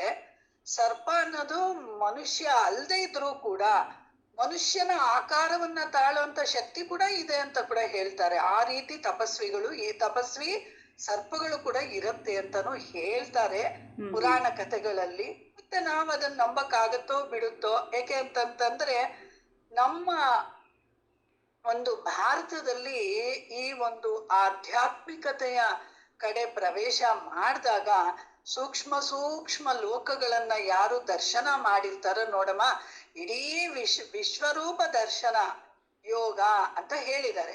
ಇಡೀ ವಿಶ್ವದಲ್ಲಿ ಏನೆಲ್ಲ ಸೃಷ್ಟಿ ಆಗಿದೆಯೋ ಆ ಎಲ್ಲವೂ ಕೂಡ ಅರ್ಥಕೊಳ್ಳುವಂತ ಶಕ್ತಿ ಒಂದಾದ್ರೆ ಆ ಇಡೀ ವಿಶ್ವವನ್ನ ಒಪ್ಪಿಕೊಳ್ಳುವಂತಹ ಶಕ್ತಿ. ಯಾಕಂದ್ರೆ ಎಲ್ಲ ದೇವರ ಸೃಷ್ಟಿನೇ ಅಲ್ವಾ, ಹಾವುನು ದೇವರ ಸೃಷ್ಟಿನೇ ಅಲ್ವಾ, ಮನುಷ್ಯನೂ ದೇವರ ಸೃಷ್ಟಿನೇ ಅಲ್ವಾ. ಹಾಗಾಗಿ ನಾವು ಕೆಲವನ್ನ ಸಾಧ್ಯನಾ ಅಂತ ಅನ್ಸುತ್ತೆ ನೋಡಿ. ಪಾತಾಳಕ್ಕೆ ಹೋಗೋದಿಕ್ ಬಂದ್ರೆ ಕವಿಗೆ ಅಡ್ಡವಾಗಿರೋ ಬಂಡೆ ನನ್ನ ಆಫ್ಟರ್ ಆಲ್ ನಮ್ಗೇನೋ ಅಯ್ಯೋ ಬುಸ್ಗುಟ್ಟುತ್ತೆ ಆಫ್ಟರ್ ಆಲ್ ನಮಗೆ. ಆದ್ರೆ ಇಲ್ಲೇನ್ ಹೇಳ್ತಾರೆ, ಬುಸುಗುಟ್ಟುವಿಕೆಯಿಂದಾನೇ ಸೇಲಿ ಅಂದ್ರೆ ಅದ್ರ ಭಾಷೆನೇ ಅದು, ಅದ್ರ ಶಕ್ತಿನೇ ಅದು. ಆ ಬುಸುಗುಟ್ಟಿದ್ ಮಾತ್ರಕ್ಕೆ ಬಂಡೆ ಸೀಳುತ್ತೆ ಅಂತಂದ್ರೆ ಅಲ್ವಾ, ಅಥವಾ ಬಂಡೆ ಸೀಳುತ್ತೆ ಅಂತಂದ್ರೆ ಅದೊಂದು ಶಕ್ತಿ ಪ್ರಯೋಗ. ಇದನ್ನ ನಾವ್ ಅರ್ಥ ಮಾಡ್ಕೋಬಹುದು. ಮಕ್ಕಳ ತರ ಇದನ್ನ ಒಪ್ಕೊಂಡು ಮುಂದೆ ಹೋಗುವಂತ ಅವಶ್ಯಕತೆ ಏನಿಲ್ಲ. ಇದೇನಿದು ಮಕ್ಕಳಿಗೆ ಹೇಳ್ತೀವಲ್ಲ, ಅವನ್ ಬಂದ ಹಿಂಗ್ ಮ್ಯಾಜಿಕ್ ಮಾಡ್ದ ಹಂಗ್ ಮ್ಯಾಜಿಕ್ ಮಾಡ್ದ ಅಂತ ಮಕ್ಕಳಿಗೆ ಹೇಳಿ ಒಪ್ಸ್ತೀವಲ್ಲ, ಆ ತರ ಏನಿಲ್ಲ, ಒಪ್ಕೊಳ್ಳೋ ಅವಶ್ಯಕತೆ ಇಲ್ಲ. ಇಲ್ಲಿ ಕೆಲವು ಸೂಕ್ಷ್ಮ ವಿಚಾರಗಳಿರುತ್ತೆ. ಮನುಷ್ಯನ ಮನಸ್ಸು ಬುದ್ಧಿಗಳಿಗೆ ಅತೀತವಾಗಿರ್ತಕ್ಕಂಥ ಎಷ್ಟೋ ಶಕ್ತಿಗಳನ್ನ ಎಂತೆಂಥವ್ರು ಅದನ್ನ ಪ್ರಾಪ್ತಿ ಮಾಡ್ಕೊಂಡಿದ್ದಾರೆ, ಸಾಧಿಸ್ಕೊಂಡಿದ್ದಾರೆ, ಸಿದ್ಧಿಸ್ಕೊಂಡಿದ್ದಾರೆ. ಹಾಗಾಗಿ ಇದನ್ನ ನಾವು ಒಪ್ಕೋಬಹುದು. ಈ ಬಂಡೆಯನ್ನು ತನ್ನ ಬುಸುಗುಟ್ಟುವಿಕೆಯಿಂದ ಸೀಳಿ ಗವೆಯೊಳಗೆ ಪ್ರವೇಶಿಸಿತು. ಧರ್ಮನಂದನನ್ನ ನೋಡಿದಾಗ ಎಲ್ಲಾ ವಿಚಾರ ಗೊತ್ತಾಗತ್ತೆ. ಧರ್ಮನಂದನನು ತಾನು ವಚನ ಬದ್ಧನೆಂಬುದಾಗಿ ವಿವರಿಸಿದಾಗ ವಾಸುಕಿ ಅವಾಗ ನೀನೇನ್ ಕಾಯೋದು ಅವಶ್ಯಕತೆ ಇಲ್ಲ, ನೀನು ಅವನಾಗ್ಲೇ ಮಗಧಾಧೀಶನ ಅವನ ಕೈಯಲ್ಲಿ ಅವನ ಹತ ಆಗಿದ್ದಾನೆ, ಸ್ವಲ್ಪ ಸಮಯ ಇಲ್ಲೇ ಇರು ಎಂದು ಹೇಳಿ ಪಾತಾಳಕ್ಕೆ ಹೊರಟಿತು. ಅಂದ್ರೆ ಹೊರಗಿನ ವಿಚಾರ ತಿಳಿಸ್ಬಿಟ್ಟು, ಮೆಸೇಜ್ ಪಾಸ್ ಮಾಡ್ಬಿಟ್ಟು, ಹೊರಗಡೆ ಪರಿಸ್ಥಿತಿ ಈ ತರ ಇದೆ, ನೀನೇನ್ ಅದು ಇನ್ನೇನ್ ಇಲ್ಲೇ ಕುತ್ಕೊಂಡಿರ್ಬೇಕಾಗಿಲ್ಲ, ನೀನಿನ್ನು ಹೊರಡ್ಬೋದು, ಒಂದ್ ಸ್ವಲ್ಪ ಹೊತ್ತಿರು ಅಂತ ಹೇಳ್ಬಿಟ್ಟು ಅದು ಮೆಸೇಜ್ ಕೊಡುತ್ತೆ. ಹಾಗಾಗಿ ಹೊರಟಿತು. ಅಲ್ಲಿ ಆದಿಶೇಷನ ಸಭೆಯಲ್ಲಿ ಧರ್ಮನಂದನ ಆದಿಶೇಷನ ಹತ್ರ ಹೋಗ್ತಾನೆ ವಾಸುಕಿ. ಆ ಸಭಾ ಒಂದು ಇದಿರುತ್ತಲ್ಲ, ಅಂತ ಜಾಗದಲ್ಲಿ ಧರ್ಮನಂದನನ ಬಗ್ಗೆ, ವ್ಯಕ್ತಿತ್ವದ ಬಗ್ಗೆ ಒಂದು ವಿಚಾರ ಬಂದಿರುತ್ತೆ. ಅದಕ್ಕೋಸ್ಕರನೇ ಧರ್ಮನಂದನನ ಸತ್ಯಸಂಧತೆ, ಅಹಿಂಸಾ ಭಾವ, ವಚನ ಪಾಲನೆ ನೋಡಿ, ಅಹಿಂಸಾ ಭಾವವನ್ನ ಸಾಧಿಸ್ಕೊಂಡಿದ್ದಕ್ಕೆ ಸರ್ಪ ಒಲ್ದಿರೋದು. ಇಲ್ಲ ಅಂದ್ರೆ ಸರ್ಪ ಒಲಿಯೋದಿಲ್ಲ. ನೀವು ನೋಡಿ ಎಷ್ಟೊಂದು ಕಥಾ ಭಾಗಗಳಲ್ಲಿ ಋಷಿಗಳಾಗ್ಲಿ, ಯೋಗಿಗಳಾಗ್ಲಿ, ಜ್ಞಾನಿಗಳಾಗ್ಲಿ, ಯಾರಾದ್ರೂ ಆಗ್ಲಿ, ಅವರು ತಪಸ್ಸನ್ನ ಆಚರಣೆ ಮಾಡುವಾಗ ಅವರಲ್ಲಿ ಒಂದು ಅಹಿಂಸಾ ಭಾವದ ಒಂದು ಸಿದ್ಧಿಯ ಘಟ್ಟ ಅಂತ ಹೇಳ್ತಾರೆ. ಅಹಿಂಸಾ ಶಕ್ತಿಯ ಒಂದು ಸಿದ್ಧಿಯ ಘಟ್ಟ ಅವರ ಒಂದು ಈ ಶರೀರದಿಂದ ಆ ಸ್ಪಂದನಗಳು ಅದೆಷ್ಟೆಷ್ಟು ದೂರ ಹರಿಯುತ್ತೋ ಗೊತ್ತಿಲ್ಲ, ಹರಿಯುವಂತ ಒಂದು ಸಂದರ್ಭದಲ್ಲಿ ಏನಾಗುತ್ತೆ, ಅದು ಎದುರುಗಡೆ ಇರ್ತಕ್ಕಂಥ ಅವನು ವ್ಯಕ್ತಿನೇ ಆಗ್ಬೋದು, ಪ್ರಾಣಿನೇ ಆಗ್ಬೋದು, ಯಾರೇ ಆಗ್ಬೋದು, ಅದು ಆ ಸ್ಪಂದನ ಶಕ್ತಿಯಿಂದನೇ ಏನಾಗತ್ತೆ, ಅದಕ್ಕೆ ದ್ವೇಷದ ಶಕ್ತಿ ಅಡಗಿ ಹೋಗುತ್ತೆ. ದ್ವೇಷದಿಂದ ಬಂದ್ರೂ ಕೂಡ ದ್ವೇಷ ಅನ್ನೋದು ಕೂಡ ಒಂದು ಸ್ಪಂದನ ತಾನೆ. ದ್ವೇಷ ಅನ್ನೋದು ಒಂದು ಸ್ಪಂದನ. ಆ ಸ್ಪಂದನ ಹೇಗೆ ಅಡಗತ್ತೆ ಅಂದ್ರೆ ಅಹಿಂಸಾ ಭಾವದ ಸ್ಪಂದನದ ಒಂದು ಸ್ಪರ್ಶ ಆದಾಗ ಏನಾಗತ್ತೆ, ಒಂದು ಇದು ಅಡಗುತ್ತಾ ಹೋಗುತ್ತೆ. ಯಾಕಂದ್ರೆ ಇದ್ರ ಶಕ್ತಿ ಜಾಸ್ತಿ ಇದ್ದಾಗ, ಅಹಿಂಸಾ ಭಾವದ ಪ್ರೇಮದ ಶಕ್ತಿ ಯಾವಾಗ ಜಾಸ್ತಿ ಇರುತ್ತೋ ಅವಾಗ ಏನಾಗತ್ತೆ ಅಂತಂದ್ರೆ ಇಂಥದ್ದು ಏನಿರುತ್ತೋ ಆ ಹಿಂಸಾ ಭಾವನೆಗಳು ಎಲ್ಲಿರುತ್ತೋ ಅದು ಏನಾಗುತ್ತೆ, ಅಡಗ್ತಾ ಹೋಗುತ್ತೆ, ಕಡಿಮೆ ಆಗ್ತಾ ಹೋಗುತ್ತೆ. ಹಾಗೆ ಅವು ಸರೆಂಡರ್ ಆಗ್ತಾ ನೋಡಿ ಹೋಗುತ್ತಲ್ವಾ? ಇಲ್ಲಿ ಕೊಟ್ಟಿದ್ದಾರೆ, ಹಾ. ಅಹಿಂಸಾ ಭಾವ, ವಚನ ಪಾಲನೆ, ಪರೋಪಕಾರ ಬಗ್ಗೆ ವರ್ಣಿಸಿ ವಿವರಿಸಿದನು. ಯಾರು? ವಾಸುಕಿ. ಆಮೇಲೆ ತನ್ನ ದಿವ್ಯ ದೃಷ್ಟಿಯಿಂದ ಕಿರಾತಕನ ಮರಣವನ್ನು ಅರಿತು ಆದಿಶೇಷನು ಕೂಡ ದಿವ್ಯ ದೃಷ್ಟಿ ನೋಡಿ. ಸಾಧ್ಯತೆಗಳಿದೆ, ಪ್ರಾಣಿ ಜನ್ಮ ಆದ್ರೂ ಕೂಡ ಸಾಧ್ಯತೆಗಳಿದೆ ಅಂತ ಹೇಳೋದಿಕ್ಕೆ ಅಲ್ಲೇನಾಗತ್ತೆ ಅಂತಂದ್ರೆ, ಆದಿಶೇಷನು ಆ ಬಾಲು ಇಲ್ಲ ಅಂದ್ರೆ ನಾವೇನಕ್ಕಮ್ಮ ಪೂಜೆ ಮಾಡ್ತೀವಿ ಅಲ್ವಾ? ಸರ್ಪ ಜಾತಿಗೆ ನಾವೇನಕ್ ಪೂಜೆ ಮಾಡ್ತೀವಿ? ಅಲ್ಲಿದೆ ಅಂದ್ರೆ ಏನ್ ಗೊತ್ತಾ, ಇಲ್ಲಿ ಆದಿಶೇಷ, ವಾಸುಕಿ ಅನ್ನೋ ಒಂದು ದೇವತಾ ಶಕ್ತಿಗಳೇನಿದೆಯೋ ಅವರು ದೇವತೆಗಳೇ ಅಂತ ಕೂಡ ಹೇಳ್ತಾರೆ. ಯಾಕೆ ಅಂತಂದ್ರೆ ಇವಾಗ ಸುಬ್ರಹ್ಮಣ್ಯದಲ್ಲೂ ಕೂಡ ಒಂದು ಯಾವ್ದಪ್ಪ, ಆ ದೇವಸ್ಥಾನದ ಹಿಂದ್ಗಡೆನೆ ಒಂದು ಪರ್ವತ ಇದೆಯಲ್ಲ, ಅಲ್ಲೇನೆ ಸುಬ್ರಹ್ಮಣ್ಯ ಸ್ವಾಮಿ ತಪಸ್ ಮಾಡಿರೋ ಜಾಗ ಅಂತಾನೆ ಹೇಳೋದು. ಎಷ್ಟೋ ಯಾವ್ದೋ ಯುಗಕ್ಕೆ ಏನಮ್ಮ ಪರ್ವತ, ಕುಮಾರ ಪರ್ವತ. ಕುಮಾರ ಪರ್ವತ ಅಂತಾನು ಹೇಳ್ತಾರೆ. ಇನ್ನೂ ಒಂದು ಹೆಸರಿದೆ ಅದಕ್ಕೆ, ಇಲ್ಲಿ ಕುಮಾರ ಪರ್ವತ ಅಂತಾನೆ ತಗೊಳ್ಳೋಣ. ಹಾಗೆ ಅಲ್ಲಿ ಕುಮಾರ ಪರ್ವತ ಅಂತಂದ್ರೆ ಇವರು ತಪಸ್ ಮಾಡಿದ್ದಕ್ಕೆ ಸುಬ್ರಹ್ಮಣ್ಯ ಸ್ವಾಮಿನ ಕುಮಾರ ಅಂತ ಕರೀತಾರಲ್ವಾ, ಹಾಗಾಗಿ ಅವ್ರು ತಪಸ್ ಮಾಡಿದ್ದಕ್ಕೆ ಅದಕ್ಕೆ ಕುಮಾರ ಪರ್ವತ ಅನ್ನೋ ಹೆಸರು ಕೂಡ ಬಂತು. ತಡೀರಿ, ಆಮೇಲೆ ಜ್ಞಾಪಿಸ್ಕೊಂಡು ಹೇಳ್ತೀನಿ. ಆ ರೀತಿ ಇವಾಗ ಆ ಒಂದು ಇದರಲ್ಲಿ ತಪಸ್ಸು ಮಾಡಿರೋದ್ರಿಂದ ಆ ಸುಬ್ರಹ್ಮಣ್ಯ ಸ್ವಾಮಿ ಕೂಡ ತಪಸ್ ಮಾಡಿದ್ದು ಏನಕ್ಕೆ ಗೊತ್ತಾ ನೋಡಿ, ಆಗಿನ ಕಾಲದಲ್ಲೇ ಎಷ್ಟೋ ವರ್ಷಗಳ, ನೂರಾರು ವರ್ಷಗಳು, ಸಾವಿರಾರು ವರ್ಷಗಳ ಹಿಂದೆನೆ ಈ ಲೋಕಕ್ಕೋಸ್ಕರ, ಲೋಕ ಕಲ್ಯಾಣಕ್ಕೋಸ್ಕರನೇನಂತೆ ತಪಸ್ ಮಾಡಿದ್ದು ಸುಬ್ರಹ್ಮಣ್ಯ ದೇವರು. ತಪಸ್ ಮಾಡಿ ಆಮೇಲೆ ಅಲ್ಲಿ ನೆಲೆಸಿದ್ದಾರೆ, ಸುಬ್ರಹ್ಮಣ್ಯದಲ್ಲಿ ನೆಲೆಸಿದ್ದಾರೆ ಅಂತ ಹೇಳಿ ಕಥಾಭಾಗದಲ್ಲಿ ಬರುತ್ತೆ. ಪುರಾಣಗಳಾಗ್ಬೋದು, ಕಥಾಭಾಗ ಆಗ್ಬೋದು, ಅದನ್ನ ನಾವು ಸರಿಯಾಗಿ ವಿಮರ್ಶೆ ಮಾಡಿದ್ರೆ ಆ ವ್ಯಕ್ತಿತ್ವ ಆಗ್ಬೋದು, ಮನಸ್ತತ್ವ ಆಗ್ಬೋದು, ನಮ್ಗೆಲ್ಲ ಹೋಲುತ್ತೆ ಅಲ್ವಾ? ಆ ಪ್ರಾಣಿ ವರ್ಗ ಆದ್ರೆ, ಸರ್ಪ ವರ್ಗ ಆದ್ರೆ ಏನಂತೆ, ವ್ಯಕ್ತಿತ್ವ ಹೋಲುತ್ತಲ್ವಾ? ಮನುಷ್ಯ ಗುಣನು ಲೋಕ ಕಲ್ಯಾಣ ದೃಷ್ಟಿಯಿಂದಾನೇ ಅವನು ದೇವತಾ ಮನುಷ್ಯ ಆಗೋದು. ದೇವತಾ ಮನುಷ್ಯ ಆಗ್ಬೇಕು ಅಂತಂತಂದ್ರೆ ಲೋಕ ಕಲ್ಯಾಣದ ದೃಷ್ಟಿ ಇದ್ರೆ ಮಾತ್ರ ಆತ್ಮ ಕಲ್ಯಾಣ, ಲೋಕ ಕಲ್ಯಾಣ. ಅದೇ ರೀತಿನಲ್ಲಿ ಸರ್ಪ ಆದಿಶೇಷ ದಿವ್ಯ ದೃಷ್ಟಿಯಿಂದ ನೋಡ್ದ ಅಂತ ಅಂದಾಗ ಸುಬ್ರಹ್ಮಣ್ಯ ದೇವ್ರು ನೋಡಕ್ ಸಾಧ್ಯ ಇಲ್ವಾ? ಸಾಧ್ಯ ಇದೆ. ಹಾಗಾಗಿ ತನ್ನ ದಿವ್ಯ ದೃಷ್ಟಿಯಿಂದ ಕಿರಾತಕನ ಮರಣವನ್ನು ಅರಿತು ಆದಿಶೇಷನು ಆ ಬಾಲಕನನ್ನು ಪಾತಾಳಕ್ಕೆ ತರಲು ವಾಸುಕಿಯನ್ನೇ ಕಳಿಸಿದನು. ಕರ್ಕೊಂಬ ಅಂತ ಹೇಳಿ ಕಳಿಸ್ತಾನೆ ಆದಿಶೇಷ ವಾಸುಕಿಯೊಡನೆ ಧರ್ಮನಂದನು ಪಾತಾಳ ಲೋಕವನ್ನು ದರ್ಶಿಸಿ ಆದಿಶೇಷನ ತನ್ನ ಸಾನ್ನಿಧ್ಯ ಭಾಗ ಪಡೆದು ತನ್ನ ಜನ್ಮ ಸಾರ್ಥಕವಾಯಿತೆಂದು ಹಿಗ್ಗಿದನು. ಯಾಕೆ ಅಂತಂದ್ರೆ ಸರ್ಪ ಜಾತಿನೇ ಆಗ್ಬೋದು, ಅದು ಒಂದು ಆತ್ಮವೇ ಅಲ್ವಾ? ಈ ಪ್ರಪಂಚದಲ್ಲಿ, ವಿಶ್ವದಲ್ಲಿ ಪರಮಾತ್ಮನ ಸೃಷ್ಟಿ ಏನೇನಿದೆಯೋ ಅದೆಲ್ಲವೂ ಕೂಡ ಸೂಕ್ಷ್ಮದ ಒಂದು ದೃಷ್ಟಿಯಿಂದ, ಆಧ್ಯಾತ್ಮಿಕ ದೃಷ್ಟಿಯಿಂದ ನಾವು ಆಲೋಚನೆ ಮಾಡಿದಾಗ ಎಲ್ಲವೂ ಕೂಡ ಆತ್ಮತತ್ವವೇ ಅಲ್ವಾ? ಆತ್ಮವೇ ಅಲ್ವಾ?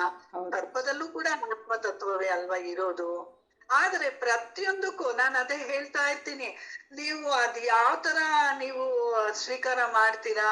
ನೀವು ಸುಬ್ರಹ್ಮಣ್ಯಕ್ಕೆ ಹೋಗ್ತೀರಾ, ಹೊರನಾಡಿಗೆ ಹೋಗ್ತೀರಾ, ಅನ್ನಪೂರ್ಣೇಶ್ವರಿಗೆ ಹೋಗ್ತೀರಾ, ಶೃಂಗೇರಿಗೆ ಹೋಗ್ತೀರಾ ಅಂತ ಹೇಳಿದಾಗ ಇನ್ನೆಲ್ಲೂ ಹೋಗಲ್ಲ, ಇಷ್ಟೇ ಹೋಗೋದು, 3 ಜಾಗಕ್ಕೆ ಹೋಗೋದು. ನಮ್ದೇನೋ ಇತ್ತು ಅದಕ್ಕೆ ಹೋಗ್ತೀವಿ, ಸುಬ್ರಹ್ಮಣ್ಯಕ್ಕೆ ನಮ್ದೊಂದೇನೋ ಇರುತ್ತೆ, ನಡ್ಕೊಳ್ಳೋದು, ಹೋಗ್ತೀವಿ, ಬರ್ತೀವಿ, ಅದು ಬೇರೆ ಪ್ರಶ್ನೆ.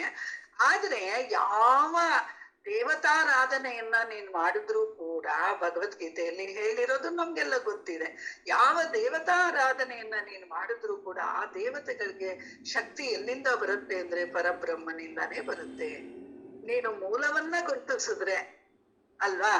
ಇವಾಗ ಒಂದು ಎಕ್ಸಾಂಪಲ್, ಇವಾಗ ಕೃಷ್ಣವೇಣಿ ಅಕ್ಕ ಅವ್ರ ಮಕ್ಕಳನ್ನ ನಾವು ನೋಡಿದಾಗ ನಮಗೆ ಅವ್ರ ಮಕ್ಳನ್ನ ಮಾತಾಡ್ತಾ ಹೋದಾಗ ಅವ್ರ ಅಮ್ಮ ಜ್ಞಾಪಕ ಬರಲ್ವಾ?